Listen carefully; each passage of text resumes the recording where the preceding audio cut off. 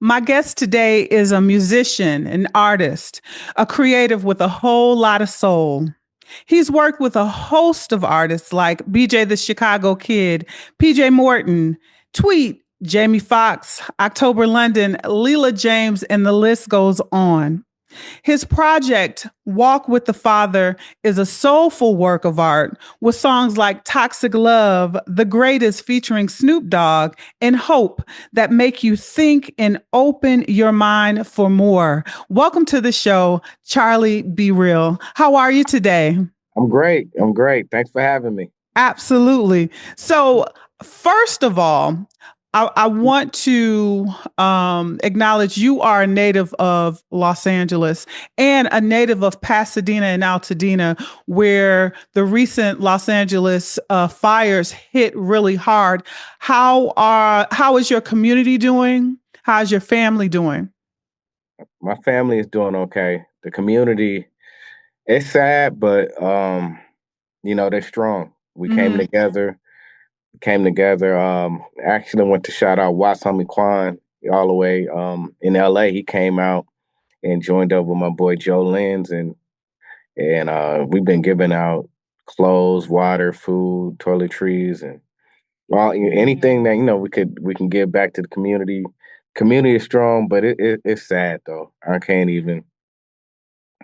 Yeah. It's no way around it. We lost pretty much everything, all our spots that we remember, like food spots, churches, schools. It's all burnt to the ground. Being a native of LA, and we're going to talk about the music, but I just can only imagine being on ground, being there. How has this affected you just spiritually, being there? So the first, so when it first happened, it's all shock. We were just in shock. And then the guards, they had these guards that wouldn't let us up to see our homes, and they finally like let us through. The National Guards let us. They opened it up a little bit, and just this Sunday, I took my family, my two kids, and my wife, and that's when it hit. It definitely affected the kids. Hmm. My 6-year-old daughter was like, "Daddy, I'm scared. I want to go home because it looks like somebody just dropped a nuclear bomb on on Altadena." And my son, his mood changed. My wife was crying. So for me, I'm still in shock. It doesn't feel good. I tell you that. Yeah. I'm still Yeah. processing it. My I, like many, our prayers are out to just Los Angeles. And I want to start, it's always good to start back at the beginning, but with you, I want to start with your project, Walk with the Father, because it's Hmm. timely. God always has order, right? Yes. Congratulations on this release. This Thank release you. with DeathRow Records. Thank you. But I want to talk about your project now because I said it's so soulful. And as people, the city of Los Angeles is rebuilding, I want to start off talking about the single Hope. Hmm. Um, because you said when you put it together, you was in a whole new frame, mindset. But Hmm. Hope has just evolved into something bigger. Let's talk about this song, Hope, how you first initiated of writing this song and putting it together with your team. So initially, I just, my first, I wanted to give God my first fruit. So I wanted to make a song that was uplifting, that's about love, and then I also wanted to give Curtis Mayfield his props. I just wanted to, I'm a big Curtis Mayfield fan, so it's for the Curtis Mayfield fan. I hope they like it, and I was very inspired by Curtis. And number two, it was just where I was in my life. Like Mm-hmm. it was organic. It wasn't like, oh, we're doing an album. It was just something I did in my apartment. and just wrote it on the spot. And then it just kind of morphed into like you said, divine timings. Like I didn't know what I wrote then would help us now what we're going through, and be the song, be a song that I could play that can uplift my family and friends. So that was my mindset. It was came from God. When I listened to this project, this full project, Walk in the Father, Mm. I was saying, oh my goodness, I know the studio sessions were awesome. It Oh was yeah. organic. Putting this project together, like we continue to discuss, the title, Walk Yeah. with the Father. How did that come together? So it's crazy because the studio session started with me in the apartment. Like I kind of did most. I want to say 95% of it at home. Um, and then it's a testimony behind it. So I went to this church. My wife kept saying, I want to take you to this church. I want to take you to this church. I love this pastor. Her name is Pastor Sparks. And then I was upset that day and I did not want to go to church. And when I was in there, I was trying to feel, to be engaged, but I just wanted to leave. I was hungry. Finally at the end of the service, the pastor was like, can I pray for you? And then she just started prophesying everything that was gonna happen. She said I was gonna get help. And she was like, get help. I'm sorry, can't. Mm-hmm. That I was going to get help from. Uh, she said I was going to get help more than I can imagine, right? And she said I was going to meet some people that was going to help me. So after that, I called my boy. Well, at the time, I didn't really know him like that. I called Joseph Lineberg.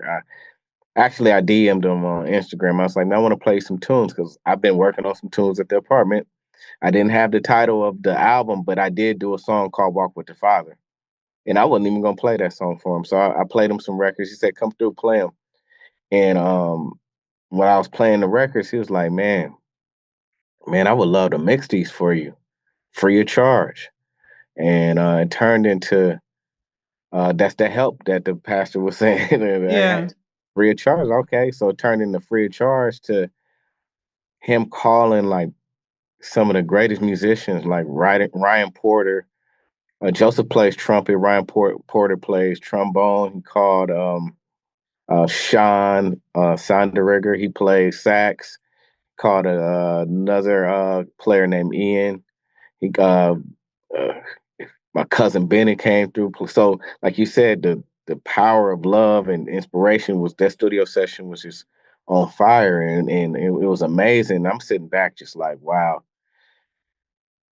just to hearing all the elements come together, and I was actually writing the parts, and then Eden was the last piece. String player, is amazing string player, just sitting there writing parts like this is what I always envisioned. And then the second help came when he was like, "Man, do you know Snoop Dogg?" I was like, "Yeah, I know Snoop, but I don't have. I think he changed his number." And next thing I know, he just texted to me. He could have been like, "I'm gonna take you to him." He just texted me his number. He said, "Call him and send him 3 songs." And I did that. And then Snoop said, "Hey man, I want this." So that's it's been on even to this day. It's just been this wave of incitement and inspiration and good music being made. Yeah, I want to talk more about your relationship with Snoop and DeathRow Records. But, the hybrid soul is your destination for music and culture discovery. And I want people to really discover you because I find your just journey so interesting because you are a musician. You started out in the church, like Mhm. many. And I love that you've worked with so many different people. And the story goes you were on the road. You started on the road with Donnie McClurkin. Mhm. Wow. Yeah. Wow. Yeah. I would love to start with just how did your first love with music? Because you started playing, what was the first instrument that you started playing? Drums and Drums. percussions and drums, and Mm-hmm. then the guitar. Was it someone in your family? Where did you get your love for music? Because you could have done something Uh, else. everybody in my family can sing or play an instrument pretty much. Mm-hmm.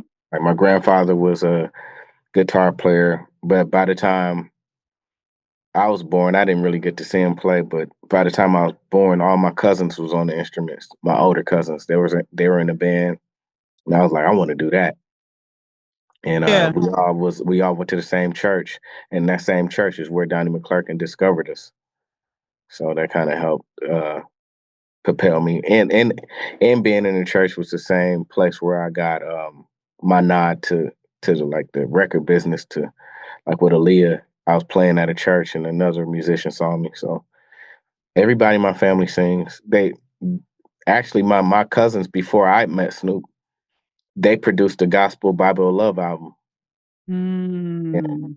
And my cousin Mike BeReal, Benny Pay singer, Lonnie BeReal, they all did that project together. And I Wow. played on a couple of songs, but yeah, they were already with Snoop. Working with Donnie McClurkin, what did you learn at such a young age, traveling and being on the road and working with him? Professionalism uh to be saved. He wasn't playing. He would make us do Bible study after Yeah. gigs, stuff like that. And yeah, just professionalism. He's a perfectionist. Yeah. He was very stern at the time. Like he was very serious. So Yeah. I learned How have you applied that in your career as an artist? Just that it's like boot camp, I feel like, yeah, right? yeah. Yeah, so just being with my cousins and having a family, even my mom and their generation, they sing and stuff. So by the time I got in the business, I got tough skin. Like I don't a lot of people can't take criticism. I don't take, it's direction to me. I think that's been my superpower, to always be able to stay on the gig, is to be in tune to what's going on, reading the room, and if somebody give you direction, just do it. Like don't take it personal. So that I think that helped me a lot. Yeah. So I want to transition. So you have been a musician all your life, Hmm. working with different people. We talked about Donnie Clerkin, Donnie McClurkin, Jamie Foxx, Leela James, BJ the Chicago Kid, PJ Morton, all these awesome people Hmm. get a chance to work with you, right? Hmm. The decision to become a solo artist, was that something always in your plans or did you evolve to that? I evolved to that. Hmm. The music industry changed so drastically with the internet, and then a lot of people I started with, because I started young, so a lot of people I started with is a lot older. They start pivoting, and I Hmm. had to learn how to evolve. So I wasn't getting a lot of nods, like as far as placements. Like it wasn't even like I was getting rejected. I just didn't know anybody. I didn't know who to talk to, and it was really slow. And I was like, man, when I found out I could put my own music out on on spaces like DistroKid and TuneCore and stuff like that. I was like, well, I can at least I just put my own music out. Right. Um, Started doing that. I was like, well, at least they'll be able to hear my vision in my production, and maybe they'll want to work with me. And then that's kind of like was, and then the help of my peers around me saying like, man, I love your music. I think you dope. Like, and I'm like, really? So I started, I kind of feel like I just didn't have a choice. I love doing music, and I was stuck. So started doing my own music. Yeah, I love that. How have you kept um just focused and putting out music, because you put out Testimony in 2017. I love the Mhm. titles 11 11 11. Love that. How have you just stayed focused with it? Because I mean, getting the Snoop nod and where you are now, there was some time in between. Yeah. And go back to your question that I don't think I answered, is walking with the Father. That's why I named this project that. Is just me walking with the Father. Like when I was playing for people back in the day, I was young, was getting wild, drinking, smoking too much, doing too much, you know what I mean? And but I always walked with the Father. Like, and so God was like, you need to slow down. And I started slowing down and started regaining my discipline again. So it's just being disciplined is what I was loving the pace too. Like even when I did testimony, 11, 11, 11, like getting married and just my pace. I'm a family man. I was just chilling. Like we I felt like I was rich in family and love. So it was an easy transition and I'm that God was just ordering my steps the whole way. And it's been just a fun, amazing journey. Even the way I think about music now, even the way I make music, play it, it's just totally different from the past. And that's why I named the record Walking with the Father, because I lost my father. And I think that was the biggest transition when I lost him. It just kind of gave me a wake up call. Like, you know what? It just did something inside of me. And I named it that because of the double entendre. I'm walking with my father because I'm doing the things that he taught me, and I'm walking with the Father. So, Yeah. What I love about your project, I can't put it in a genre, right? mhm. Soulful, and I think that's beautiful because walking with the Father, I love that. I am a Christian. I do not play with that. I love R&B music and stuff, and what when I hear this and I listen to some of the lyrics, as I have different struggles, I want to know, were there any scriptures or things that just kept you focused just to keep pushing on? Mhm. Yeah, I'm a big fan of the Book of Proverbs. Mhm. Like that's that Proverbs always come back in my mind. Just different proverbs that just Yeah. help me live and understand. Psalms 91.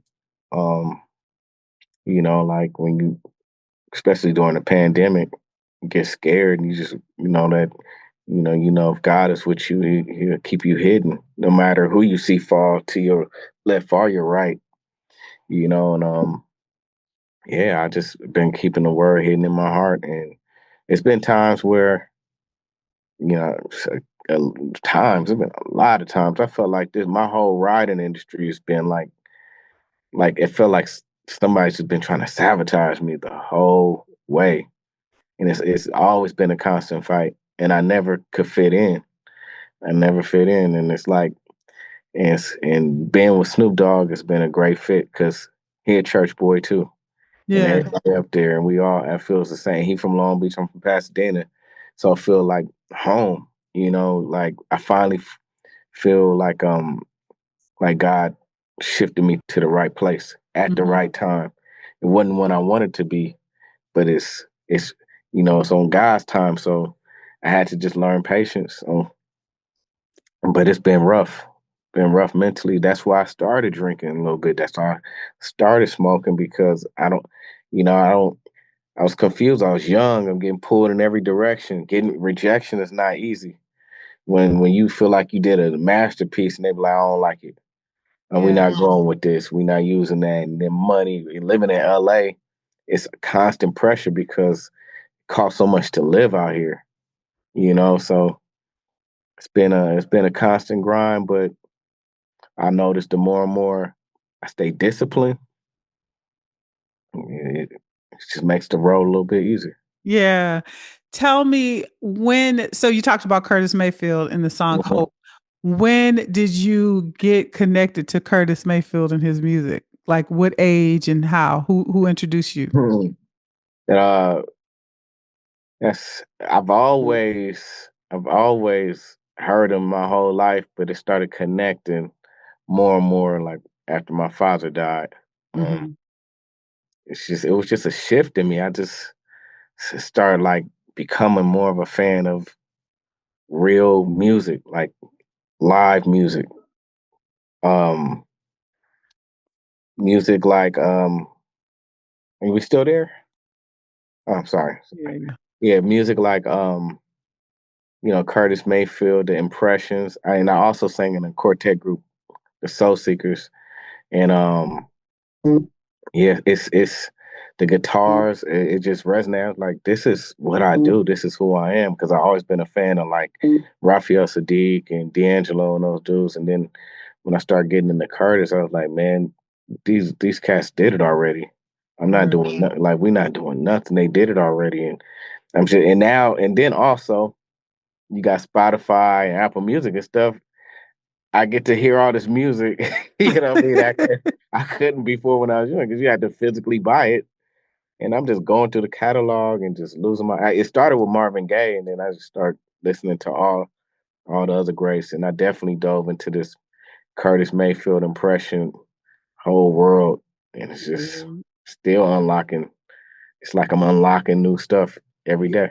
You absolutely did. When I hear it, you know, I have an older sister, so when I hear this music, I remember as a young, you know, a little girl. My sister had her friends over listening to all her music. It's reminiscent of that. When we talk about this project, I love it because you also talk about love. You know, I was like, has he read a page in my book on don't want to give up? Tell me about that. How did you put that together? Just the whole mindset of all these titles and songs, the lyrics. I wrote that because I was like I wanted to make light and kind of not fun, but yeah, I want to make fun about like arguing in a relationship. This stuff happens, like what I mean. I want to make somebody laugh because everybody go through it. You know what I mean? Everybody go through it, and I was just like, man, I want to make a song that's relatable. Like sometimes you don't want to get up in the morning. Sometimes your wife getting on your nerves. Sometimes, but at the end of the day, like y'all fighting, but you know what I'm saying. We gotta respect each other. We gotta live and like we gotta learn like what we doing. But I tried to make it real like easy to digest, you know? Yeah. Just like Toxic Love, I said, "Oh my goodness, Toxic Yeah. Love." We've all had a type of toxic love.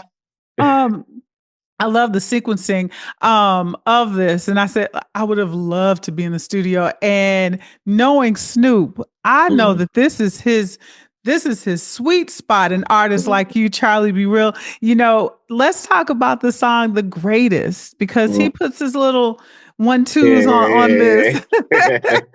How Yeah. did that come together? Did Snoop say, let me let me talk on this? How did that Nah, I come? asked him too. I was like, man, I need somebody to Mac talk on this. You dig? Yeah, he got that.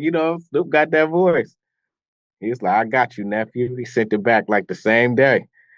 I sent it to him. He sent it right back. Wow, that's so cool. But I'm just pausing because he's a nut, and I might have to put him up.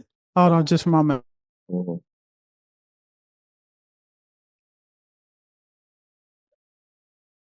This was all a test to see can he sit and chill, and the answer is no. Let me start. Let me see if he gonna stop. He'll get there. He'll get there. We say he only three. Was he 3 Huh? months? He say 3 months. He's 3. No, he's 3. He just off Oh, the 3 years hook old. and neutered and Oh neutered.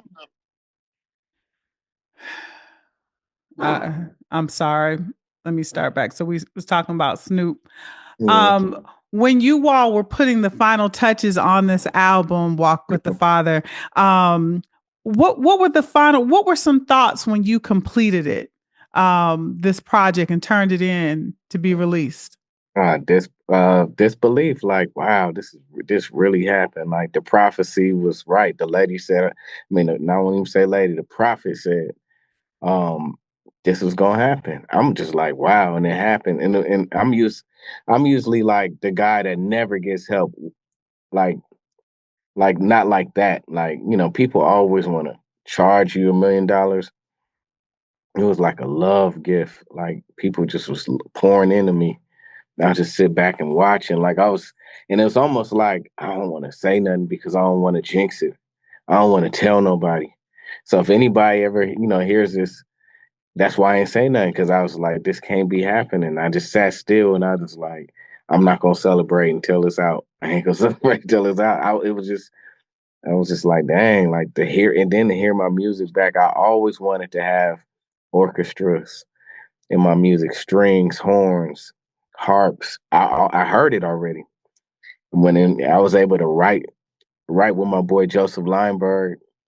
We was able to write it together. So all of that was just like every time I heard it was just I was just in disbelief. Like this sounds amazing. This is the Grammy for me. Like just to Wow. hear it, just this is the American Music Awards. Like to hear it done like that was, I was just I'm still on a high to hear saying like to see that I completed something like this. That is so amazing. Your family, once when since the release of the project, what has your family said? Your kids, your wife, your family members. My mom was like, and she don't really listen to R&B. She was like, "You sound like Eddie Kendricks." And my son like, "Dad, it's fire, Dad." He's like, "It's people at my school. They know who you are." And my son loved the album. My 6-year-old daughter, she loved it. My wife actually wrote on 2 songs. Wow. Yeah, This is a yeah, family affair. yeah. They all love it. My brothers, everybody. They just like because it's like we all love this type of music. Yeah. So everybody in a way, they just like this the one right here, nephew. Everybody love like I love your music, but this the one. Everybody feels Yeah. the same way around me. Is there, I know you love this whole project. Is there a personal favorite off the project? I think the one it's too I love I don't want to say the one I love the most. I like energy a whole lot. Okay. Yeah. Yeah. Yeah. I do. I J like Mo and that. the Greats. Yeah, Yeah. I like that one Yeah. a lot. And I like Come Go With Me and I like what's the one I keep playing? Um is it my only one? I like them all. I Yeah. like the energy sticks out. I I like get that. What can we look forward to coming to see you at a show? that's remains to be seen. I feel like, I'm still new. I'm like, I'm out here.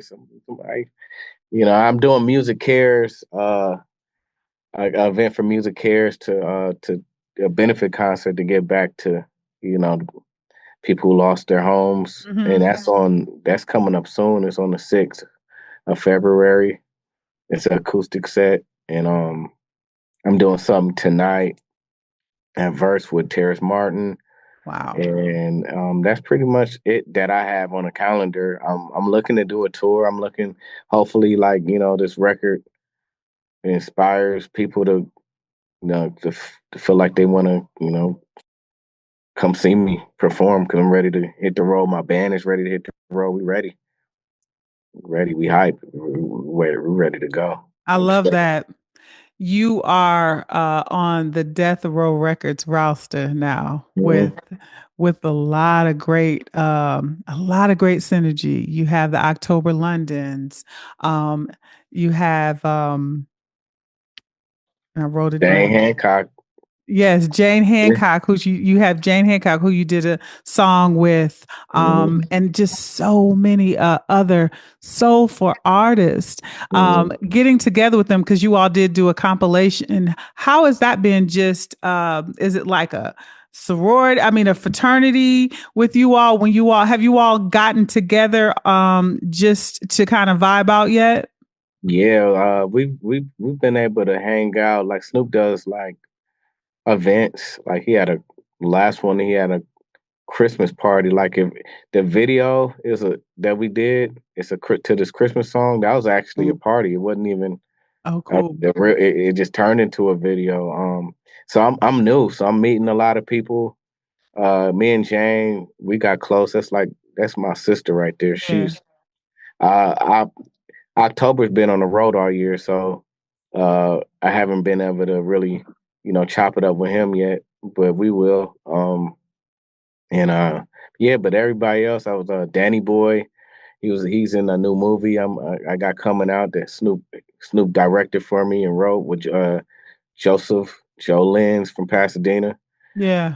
They did a movie on me, and I was able to collab with Danny Boy on that one. And Oh, say we're working on Corrupt right now. I'm able to collab with Corrupt, so I'm cool with Goldie Low from the East Siders. We're gonna get up. So yeah, it's Butch Cassidy's. It's definitely Gen. Yeah, Gen X. Yes, it's a big family up there. That's how Snoop like it. I love that. I'm sure Snoop spits game all the time, but is there any words of wisdom that you hold close to your heart that he has told you in this journey as a signee of Death Row, an artist? Yeah, he told me to pray. He told me to pray about it before I sign. He was like, pray about it. Snoop. What a lot of people don't know about Snoop is he's a praying dude. He always put God first, and he's very smart. And he does lead with love. He don't get on these interviews and just say that. And he's very giving. So anytime you're around him, he's always constantly like teaching or giving. He's always saying something that you could take with you. So many things he says, and I'm learning every day. And he leads by example, and I'm watching him. One thing he did say, like professionally, like that I can take with me um, on the music tip is Snoop over prepares. Like he don't just like he goes over and above to be professional. He took me to his job one day, and I was just watching him do radio drops, and he did it flawlessly. He didn't mess up one time because he studies and he makes sure he's on point. He's a super professional. Yeah. Any words of advice to give those artists, those independent artists who got it but just don't know if they got it to keep on going? Yeah, don't be afraid to get out of the crowd and do your thing. Like do your because the crowd is like crabs in the bucket. They'll push you in any way, and you be over here and over here. Do your thing, and um, get with people who are honest with you and who want to see you win. Don't always go in the in crowd and where the parties is at. Stay doing your thing. And a light on the hill can't be on the hill too long till somebody notices it. Like, man, what's that light up there? You know what I mean? My cousin Yeah. used to always say that to me, and it's true. Because doing the soulful music wasn't popular. I was doing this before I was so happy that Silk Sonic came out because it made me feel like, oh, thank you. 'Cause you made it a little bit more easier for people to can receive it. But me and my boy JMO been doing it for a while. We shared a studio. We've been doing soulful music, but it wasn't popular in our generation, or at least where we're at. And the people I know from different labels, they'd be like, "Man, why don't you do something like so and so? You need to do something like you need to do some club music." Like people stare you anyway. So I'll tell those people that's doing their things, keep doing you. Yeah. Everybody got their own thing. Yeah, I love that. And I just want to say thank you. And I also love Never Gonna Take Away My Love. That's a beautiful song. But this Walk with the Father is a beautiful collection of songs. And I want you to take what this is. It reminds me, I have a verse that I say every morning to Mhm, myself, Galatians 6:9. Let mhm, us not be weary in doing good, for at the mhm. proper time you will reap the harvest if you don't give up. And you reaping the Yes, harvest. You're yes. reaping the harvest. So I want to say congratulations on this project. Big things. I'm so glad. Kudos to your wife for Thank you. taking you to church and you hearing the prophecy. Yes. Mhm. You're making great music. We don't even talk about saying if R&B music is dead. It's always been alive. You got soul.